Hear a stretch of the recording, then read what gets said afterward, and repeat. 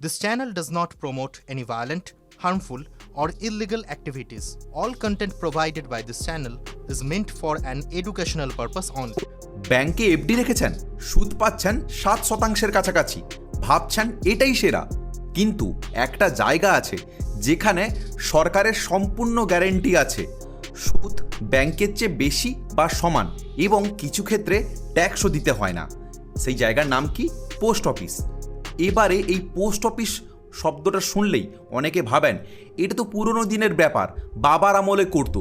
কিন্তু সত্যিটা হলো আজ বর্তমান এপ্রিল মাস 2026-এর এই পোস্ট অফিসের কিছু স্কিম আছে যেখানে বছরে প্রায় 8.2% মানে 8.2 ইন্টারেস্ট পর্যন্ত সুদ পাওয়া যাচ্ছে। অনেক বড় বড় ব্যাংক সেরা এফডিও সুদ দিতে পারছে না, সেটা দিচ্ছে কিন্তু পোস্ট অফিস। হ্যাঁ, আজকের ভিডিওতে প্রত্যেকটা স্কিম ধরে ধরে বলবো এবং আপডেট সব দেব। এই মাসে কি এসছে, কত সুদ কার জন্য উপযুক্ত এবং কোনটাতে রাখলে আপনি সবচেয়ে বেশি লাভবান হলেও হতে পারেন।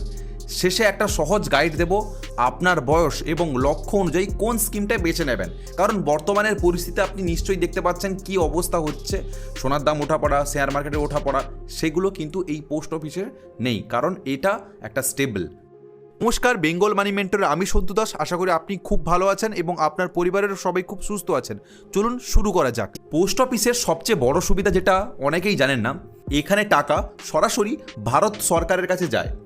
ব্যাংকে টাকা রাখলে ডিআইসিজিসির নিয়মে মাত্র 5 লক্ষ টাকা পর্যন্ত সুরক্ষিত, মানে আপনার অ্যাকাউন্টে 10 লক্ষ টাকা আছে এবং ব্যাংক যদি বন্ধ হলে আপনি 5 লক্ষ টাকাই কিন্তু আপনি এটা পাবেন।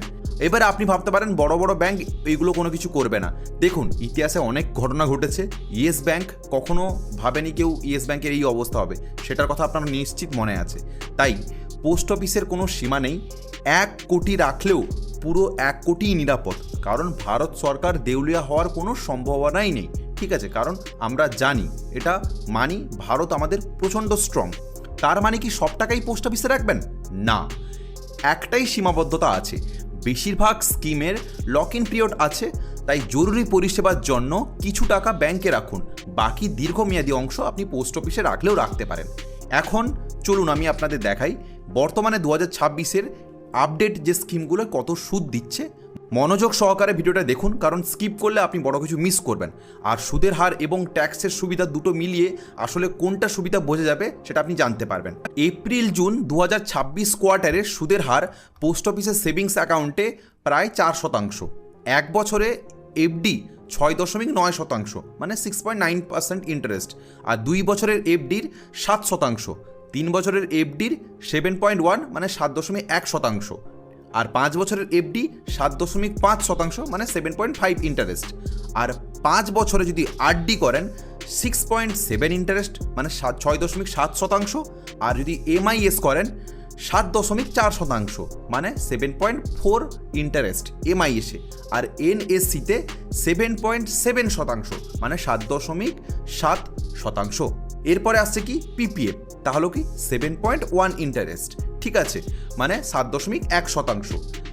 আরও একটা আছে, সেটা হচ্ছে কি কিষাণ বিকাশ পাত্র, সেটা 7.5 মানে 7.5%, আর সুকন্যা সমৃদ্ধি যোজনা 8.2% ইন্টারেস্ট, এটা বাড়ির মেয়েদের জন্য। আর এগুলো নিয়ে আমরা সব কিছুই বলছি, ঠিক আছে।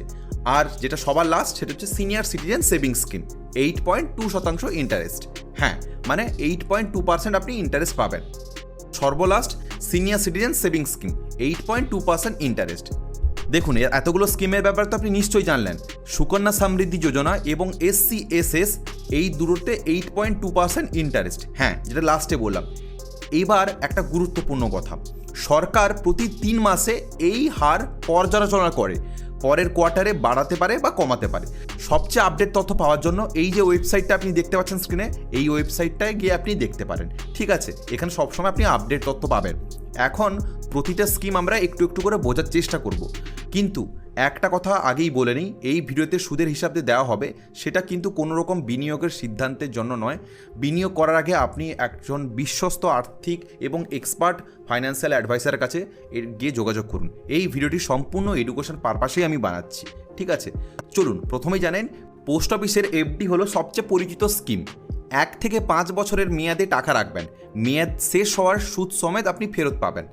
এপ্রিলে 2026-এ 5 বছরের এফডির সুদ 7.5 ইন্টারেস্ট। 1 লক্ষ টাকা রাখলে 5 বছর পর পাবেন প্রায় 1,40,000 টাকা। দুটো বিশেষ সুবিধা এখানে জানুন। প্রথমত, 5 বছরে এফডির সেকশন 80C-র আওতায় বছরে 1.5 লক্ষ টাকা পর্যন্ত এখানে ট্যাক্স ছাড় পাবেন। দ্বিতীয়ত কি, প্রিমেচিওর উইথড্রল করা যায়। দীর্ঘমেয়াদের শেষের আগে টাকার দরকার হলে এখানে আপনি বের করতে পারবেন, সুদ কিন্তু কিছুটা একটু কমে যাবে। ওকে, এবারে আপনি ভাবতে পারেন কেন আমি পোস্ট অফিসে এফডি রাখবো, আমি তো ব্যাংকেও এফডি রাখতে পারতাম। হ্যাঁ, দেখুন সুদের হার কিন্তু প্রায় কাছাকাছি, কিন্তু নিরাপত্তায় পোস্ট অফিস এগিয়ে। কাদের নেওয়া উচিত? যারা এফডি করতে চান কিন্তু ব্যাংকের চেয়ে নিরাপদ জায়গা খুঁজছেন বা সেকশন 80C ট্যাক্স সুবিধা চান, তাদের জন্য পোস্ট অফিসের এফডি অনেক ভালো। পোস্ট অফিসের এফডি সুদ কোয়ার্টারলি কম্পাউন্ড হয়, মানে 3 মাসে একবার সুদের ওপর সুদ যোগ হয়। বেশিরভাগ ব্যাংক ও এফডির একই রকম হয়, তাই এই দিক থেকে সমান। পোস্ট অফিসের এফডিতে নমিনি করতে পারেন, আপনার অনুপস্থিতি নমিনি টাকা পাবে। এটাই ছিল এফডির ব্যাপার। এবারে আসি আরডির ব্যাপার। আরডি হলো তাদের জন্য যারা প্রতি মাসে অল্প অল্প জমাতে চান। মিনিমাম মাসে 100 টাকা থেকে শুরু, কোনো সর্বোচ্চ সীমা নেই। মেয়াদ 5 বছর, 6.7 ইন্টারেস্ট এটা দেয়। ঠিক আছে, উদাহরণ দিয়ে একটা বলি, প্রতি মাসে 2000 টাকা রাখলে 5 বছরে মোট জমা 1,20,000, সুদসহ পাবেন প্রায় 1,40,000। আরডির সবচেয়ে বড় সুবিধা এটা একটা সঞ্চয়ের অভ্যাস আপনাকে করে দেবে। তাহলে আপনি ভাববেন এই তো মিউচুয়াল ফান্ড, তাহলে আমার দিক থেকে অনেক ভালো। কিন্তু দেখুন, মিউচুয়াল ফান্ড এসআইপির মতো কাজ করে, বাজারের একটু ঝুঁকি থাকলেও থাকতে পারে, কিন্তু এখানে কোনো বাজারের কোনো ঝুঁকি নেই। এছাড়াও 3 বছর পর আরডির ওপর লোন নেওয়ার সুবিধা আছে। আরডি অ্যাকাউন্ট অনলাইনে পরিচালনা করা যায়। Indian post office mobile banking অ্যাপের মাধ্যমে আরডি খোলা এবং মাসিক কিস্তি দেওয়া সম্ভব। পোস্ট অফিসে না গিয়ে যারা মাসে কিছু বাড়তি টাকা সঞ্চয় করতে চান, স্যালারি আসার দিনই একটা নির্দিষ্ট পরিমাণ আরডিতে আপনি দিতেও পারেন। ঠিক আছে, কিন্তু দেওয়ার আগে আমি আপনাকে একটাই কথা বলবো, আপনি সিদ্ধান্ত নেবেন একজন ফাইন্যান্সিয়াল অ্যাডভাইসারের সঙ্গে, তিনি আপনাকে ভালো করে গাইড করতে পারবেন। এরপর আসা যাক কি, এমআইএস মানে মান্থলি ইনকাম স্কিম। এই শব্দটার ব্যাপারে আপনি নিশ্চয়ই জানেন। অবসরপ্রাপ্ত মানুষ যারা মাসে নিশ্চিত আয় চান, তাদের জন্যই এমআইএস। একটা নির্দিষ্ট পরিমাণ একেবারে রাখবেন, প্রতি মাসে সুদের টাকা অ্যাকাউন্টে আসবে। সুদ 7.4% ইন্টারেস্ট। সিঙ্গেল অ্যাকাউন্টে সর্বোচ্চ 9 লক্ষ এবং জয়েন্ট অ্যাকাউন্টে 15 লক্ষ। হিসেব করে যদি দেখা যায়, 9 লক্ষ টাকা রাখলে প্রতি মাসে পাবেন 5,500 টাকা। ঠিক আছে, মেয়াদ 5 বছর, মেয়াদের 5 বছর শেষে মূল টাকা ফেরত। এটাই সীমাবদ্ধতা। এমআইএসের ট্যাক্সের সুবিধা নেই। মাসিক সুদ আপনার আয়ের সাথে যোগ হয়ে ট্যাক্স দিতে হবে। তবে নিশ্চিত মাসিক আয়ের জন্য এটা একটা মুহূর্তের জন্য সেরা বিকল্প অপশান হলেও হতে পারে আপনার জন্য। অনেকেই এমআইএসের প্রতি মাসে সুদ নিয়ে আরডিতে জমান।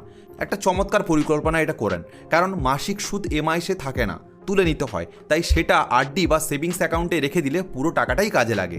যাদের পেনশন কম কিন্তু সঞ্চয় আছে, এমআইএস একটা ভালো অপশান হলেও হতে পারে ওনাদের জন্য। দেখুন, এফডি, আরডি, এমআইএস তো বললাম, এগুলো শর্ট থেকে মিড টার্মের স্কিম। এখন বলবো সেই দুটো স্কিম যেগুলোতে সবচেয়ে বেশি ট্যাক্সের সুবিধা আছে এবং দীর্ঘমেয়াদীতে রিটার্নও আসে। এই দুটো অংশ কিন্তু একবারে মিস করবেন না। তা হলো কি, পিপিএফ। হ্যাঁ, পিপিএফ হলো দীর্ঘমেয়াদী বিনিয়োগের জন্য একটা সেরা সরকারি স্কিম। এপ্রিলে বর্তমান 2026-এর এর সুদ 7.1% ইন্টারেস্ট। দীর্ঘমেয়াদে এটা 15 বছরের জন্য, প্রতি বছর মিনিমাম 500, সর্বোচ্চ 1.5 লক্ষ। ঠিক আছে, পিপিএফ এর সবচেয়ে বড় সুবিধা ইই ট্যাক্স সুবিধা। বিনিয়োগে সেকশন 80C ছাড়, সুদে ট্যাক্স নেই এবং মেয়াদ শেষে তোলার সময় ট্যাক্সও নেই। এই 3টে জিনিস একসাথে আপনি কোনো স্কিমে পাবেন না। পিপিএফকে অনেকেই সবচেয়ে সর্বসেরা ট্যাক্স ফ্রি বিনিয়োগও বলেন এবং অধিকাংশ এটা অনেকের ক্ষেত্রে সত্যিও আমি দেখেছি। হ্যাঁ, হিসেবটা যদি আমি একটা উদাহরণস্বরূপ দেখাই, প্রতি বছর 1.5 লক্ষ টাকা রাখলে 15 বছরে মোট দেবেন 22,50,000 টাকার কাছাকাছি। 7.1% কম্পাউন্ড ইন্টারেস্টে আপনি পাবেন প্রায় 40 লক্ষ টাকার কাছাকাছি। দেখুন, এইটা আমি শুধু উদাহরণস্বরূপ বলছি, বাড়তে কমতে হতেও পারে। পিপিএফ কাদের জন্য সেরা? যারা 15 বছর জন্য রাখতে পারবেন, ট্যাক্স বাঁচাতে চাইছেন, নিরাপদ রিটার্ন চাইছেন, তাদের জন্য। 3 বছর পর পিপিএফ এর ওপর লোন নেওয়ারও সুবিধা আছে। ঠিক আছে, এই পিপিএফ অ্যাকাউন্ট ব্যাংকেও খোলা যায়, পোস্ট অফিসেও খোলা যায়। তবে যেখানেই খুলুন, সুদের হার সরকার নির্ধারিত একই। পিপিএফ এর ট্যাক্সের সুবিধাটা একটু বুঝিয়ে বলি। ধরুন আপনার বার্ষিক আয় 7 লক্ষ, পিপিএফে 1.5 লক্ষ টাকা রাখলেন, সেকশন 80সির আওতায় ট্যাক্স দিতে হবে মাত্র 5.5 লক্ষের ওপর। এই ট্যাক্সের সাশ্রয় মানে আসল রিটার্ন আপনার।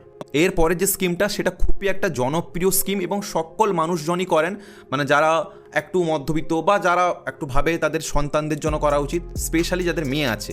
হ্যাঁ, আপনি নিশ্চয়ই ঠিক ধরেছেন, সুকন্যা সমৃদ্ধি যোজনার কথাই আমি বলছি। যাদের ঘরে 10 বছরের কম বয়সী মেয়ে আছে, এই স্কিমটার কথা মিস করলে বড় ক্ষতি হবে। সুদ 8.2 ইন্টারেস্ট, এটাই এই মুহূর্তের পোস্ট অফিসের সর্বোচ্চ সুদ। পিপিএফ এর মতো ইই ট্যাক্স সুবিধে, বিনিয়োগের ছাড়, সুদের ট্যাক্স নেই, আপনি যখন খুশি ওটা তুলতে পারবেন। মেয়ের বয়স 10 বছর পূর্ণ হওয়ার আগেই অ্যাকাউন্ট খুলতে হবে। প্রতি বছর মিনিমাম 250 টাকা, বছরে সর্বোচ্চ 1.5 লক্ষ টাকা এখানে অ্যাকাউন্টে আপনি জমা করলেও করতে পারেন। অ্যাকাউন্ট চলে মেয়ের 21 বছর বয়স পর্যন্ত। হিসেব, মেয়ের জন্মানোর পর থেকে 15 বছর প্রতি বছর 1.5 লক্ষ টাকা রাখলে মোট দেওয়া হবে 22,50,000 টাকার কাছাকাছি। 8.2% হলে 21 বছর পর পাবে প্রায় 69 লক্ষ টাকার কাছাকাছি। হ্যাঁ, এটা একটু 19-20 হতেই পারে, বাট আমি উদাহরণ দিয়ে আমি আপনাকে বোঝাচ্ছি। মেয়ের 18 বছর বয়সে উচ্চশিক্ষার জন্য জমানো টাকা হিসেবে 50% মানে 50% আপনি তুললেও তুলতে পারেন। বাকি 50% আপনি 21 বছর পরেই পাবেন। যতই আগে অ্যাকাউন্ট খুলবেন, কম্পাউন্ড ইন্টারেস্ট সুবিধা ততই বেশি। যাদের মেয়ে আছে কিন্তু এখনও সুকন্যা সমৃদ্ধি অ্যাকাউন্ট খোলেননি, এই ভিডিওটি দেখার পর পোস্ট অফিসের কাছে যান এবং খোঁজ খবর নিন। মেয়ের 10 বছর পার হওয়ার আগেই অ্যাকাউন্ট খুলে নিন, কারণ এটা এই সুযোগ সবসময় থাকলেও না থাকতে পারে। তাই কারণে আপনি একবার বুঝে শুনে ফাইন্যান্সিয়াল অ্যাডভাইসারের সঙ্গে কনসাল্ট করে আপনি বিনিয়োগ করলেও করতে পারেন। ঠিক আছে, লাস্ট যেটা বলবো সেটা হচ্ছে সিনিয়র সিটিজেন সেভিংস স্কিম, 60 বছরের বেশি বয়সীদের জন্য। হ্যাঁ, অবসরের পর সেটা বিনিয়োগ। সুদের হার 8.2%, মানে 8.2 ইন্টারেস্ট। সুকন্যা সমৃদ্ধির এটা সমান, এই মুহূর্তেও এটাও সর্বোচ্চ 30 লক্ষ টাকা রাখা যায়। মেয়াদ 5 বছর, আরও 3 বছর বাড়ানো যায়। প্রতি 3 মাসের সুদের টাকা অ্যাকাউন্টে আসে। হিসেব, 30 লক্ষ রাখলে প্রতি 3 মাসে পাবেন 61,500 টাকা। হ্যাঁ, মাসিক হিসেবে প্রায় 20,500। সেকশন 80সির আওতায় ট্যাক্সের এখানে ছাড় পাবেন। ব্যাংকের এফডির চেয়ে বেশি সুদ, সরকারি নিরাপত্তা এবং ট্যাক্সের সুবিধা, ঠিক আছে, তিনটে একসাথেই এখানে পাওয়া যায়। বা যারা রিটায়ার করেছেন বা করছেন, SCSS একটা নিয়মিত মাসিক আয়ের ব্যবস্থা হিসেবে এটা দেখলেও দেখতে পারেন। এর ভালো দিকটা যেমন বললাম, একটা খারাপ দিকও আমি বলি, সেটা হলো সতর্কতা কি, SCSS এর ম্যাচুরিটির আগে টাকা তুললে পেনাল্টি আছে, তাই মেয়াদ শেষের আগে না তোলাই ভালো। দেখুন, এতগুলো স্কিম আমি আপনাদের কথা বললাম। এবারে আপনি ভাবছেন বা অনেকে ভাবতে পারেন পোস্ট অফিস বা ব্যাংক আমি ব্যাংকেই রাখবো, সব ব্যাংকে রেখে দিলেই তো হয়, কেন না? দেখুন, তুলনা করি নিরাপত্তা, পোস্ট অফিস নিরাপত্তার দিকে অনেক এগিয়ে, সরকার সম্পূর্ণ গ্যারেন্টি দেয়, আর ব্যাংক কিন্তু 5 লক্ষ টাকাই গ্যারেন্টি দেবে বলে, ঠিক আছে। আর সুদের হারের ক্ষেত্রে পোস্ট অফিসের সুকন্যা সমৃদ্ধি যোজনা বা SCSS মানে senior citizen savings scheme 8.2% interest দেয়। বেশিরভাগ ব্যাংক এফডি 6.5 থেকে 7% কাছেই দিয়ে থাকে। এছাড়াও যেটা মেন, ট্যাক্সের সুবিধা, পিপিএফ ও সুকন্যা সমৃদ্ধি এখানে ইই সুবিধা আপনি পান, যেটা ব্যাংকের এফডিতে নেই। আর একটা ব্যাপার তরলতায়, সেটা হচ্ছে কি ব্যাংক এগিয়ে, ব্যাংক সবসময় গেলে আপনি ব্যাংক থেকে যখন খুশি আপনি এটা তুলতে পারবেন, কিন্তু পোস্ট অফিসে এটার ক্ষেত্রে হয় না, পোস্ট অফিসে লক ইন পিরিয়ড থাকে, এই দিক থেকে পোস্ট অফিস কিন্তু পিছিয়ে। তাই সিদ্ধান্ত যাই হোক, যেখানে আপনি আপনার টাকাটা রাখবেন ভাবছেন, সেটা আপনি আর্থিক পরামর্শের সঙ্গে একবার যোগাযোগ করে ফাইন্যান্সিয়াল অ্যাডভাইসারের কনসাল্ট নিয়েই করবেন। যে টাকাটা 2-3 বছরে হয়তো দরকার পড়ে না, বা হয়তো সেটা আপনি পোস্ট অফিসে রাখলেও রাখতে পারেন, সেটা আপনার নিজের ব্যক্তিগত সিদ্ধান্ত, বা আপনি ব্যাংকেও রাখতে পারেন, সেটা এমার্জেন্সি ফান্ড হিসেবে। এবারে এক নজরে আমি বোঝানোর চেষ্টা করি, যাদের বয়স 60 বছরের ঊর্ধ্বে মাসিক আয় দরকার, ওনারা SCSS এ এটা আপনি করলেও করতে পারেন। 8.2% ইন্টারেস্ট এখানে দেয়, প্রতি 3 মাসে সুদ আসে, ট্যাক্সেরও সুবিধা, ঠিক আছে। আর ছোট মেয়ে যাদের আছে তারা সুকন্যা সমৃদ্ধি যোজনা এটা করতে পারবেন, এখানেও 8.2 ইন্টারেস্ট, ইই ট্যাক্সের সুবিধা আছে।